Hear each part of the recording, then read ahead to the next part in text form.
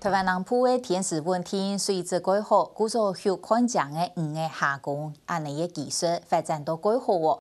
像去年的个水草相关产出，约有50亿台币安多，一个市场和引来引退，按算到2017年会有75亿台币，其中看涨下工强还真多。全世界的观赏下工有6项是对台湾出口的。水晶下工同5项下工是两大出口观赏下工，主要卖去欧美国家。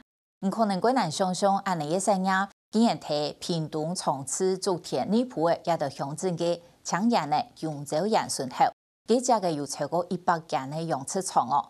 看到市場安泰，去年嘅農委會加小衛生試驗所也去到睇從此嘅屏東農業生活科技園區亞太水草營運中心。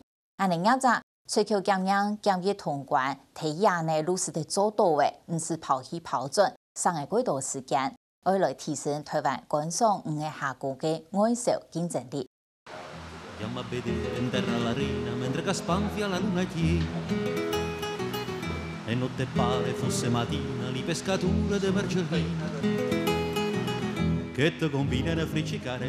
马家社都有为些下工，啲水调度潮来潮去，有红泡金色、雾泡金色，还有金色、蓝色。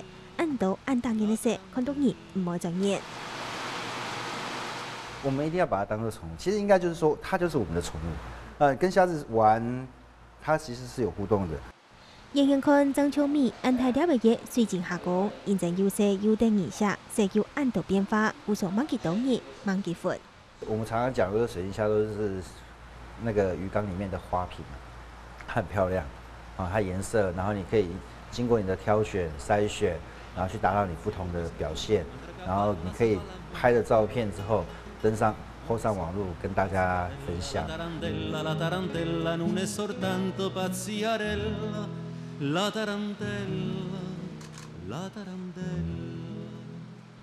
做過營養師，做過科學學成立嘅樹有料，現在有限就當好做水草草結，每張開始來名水晶下工，冇想到佢血水險頭，知道應該一道生意好做，故所搞啊搞嘅就變到調價。只要你玩水族的，只要玩水草造景的，你都會有想要看到它，就會忍不住想要去買它回來養養看。那另外一個地方是歐洲，他們限定30公分以下的缸子不能養魚。那邊呢，反倒是蝦子是可以的，那所以其實很多蝦子去歐洲的市場其實還蠻大的。然後日本那邊因為他們的盛行，他們把價格運作得非常好。學水晶下工一定從業為就係水質，啲所有量嘅養殖基地，一年頭前都會保持24度變嘅。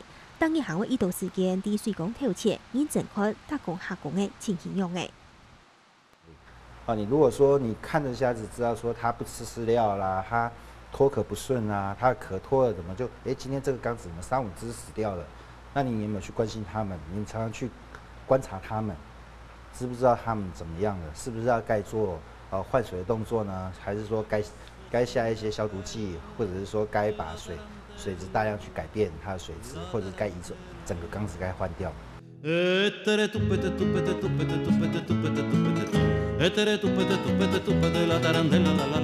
水晶下工嘅市場主要集中喺日本、德國、亞洲國家競爭當激烈，上海標出成績，主要量為了下工見批中，競爭東西少就係波，從亞工、元和五國下工，台灣拼頭，喺現時期知道1.3批嘅，漲20米，日本人就開價100萬元。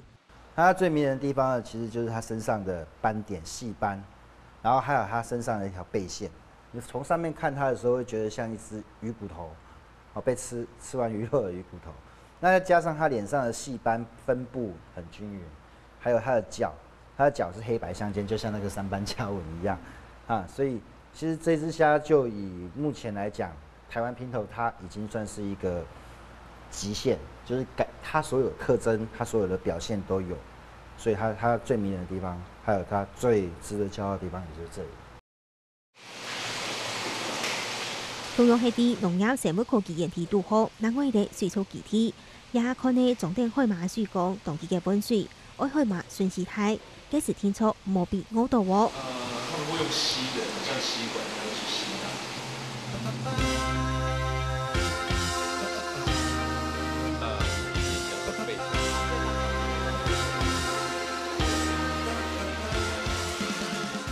講嘅杜康嘅海馬，有條看起來難怪怪嘅，有條同吃菜。經過林業田團隊研發嚟3年，本但無色的海馬也變彩色的。台灣也係頭一個做得到海馬用人工技術大量繁殖同出口嘅國家。一般小型化的生產或許沒有問題，但是要用大規模的生產跟量產來講的話，它的技術層級其實更高。它的原始的顏色基本上都是黑色，以黑色為主。對，那我們可以透過我們的物理環境，那還有我們的技術，去讓它改變成橘色、黃色，甚至是紅色這樣子。那它變完顏色之後，它就不容易再變回原本的黑色這樣子。那這是我目前可以說是獨步擁有的技術。亞洲具體嘅主任林燕婷今年將30公歲嘅，帶定一個有10個位碩士嘅團隊，認真去做好生嘅家下研究，佢看到嘅看漲魚嘅有成立合作，家庭2到3來做看漲魚嘅繁殖同出口。應該是說人口結構的問題，基本上台灣它就是2300萬人，它就是這樣大的市場而已。可是當我們單一個美國市場，它就有接近3億人的人口。尤其是歐美國家，它生育率低的情況下，寵物市場就非常的大。對，那寵物市場有貓有狗，那再來就是觀賞魚了。對，所以它算是一個接下來的全球經濟。彩色的海馬成功賣到歐美市場去，林燕婷知道含辣，故作可以高雄嘅養殖場有啲頻道農科園區加開意見，建議為看漲魚嘅市場很動態，韓國用人工來繁殖海水魚，卻唔會破壞海洋環境，唔是講佢咪愛3萬做。主要原因是海水魚經過人類的大量捕撈之後，其實現在世界各地的沿岸。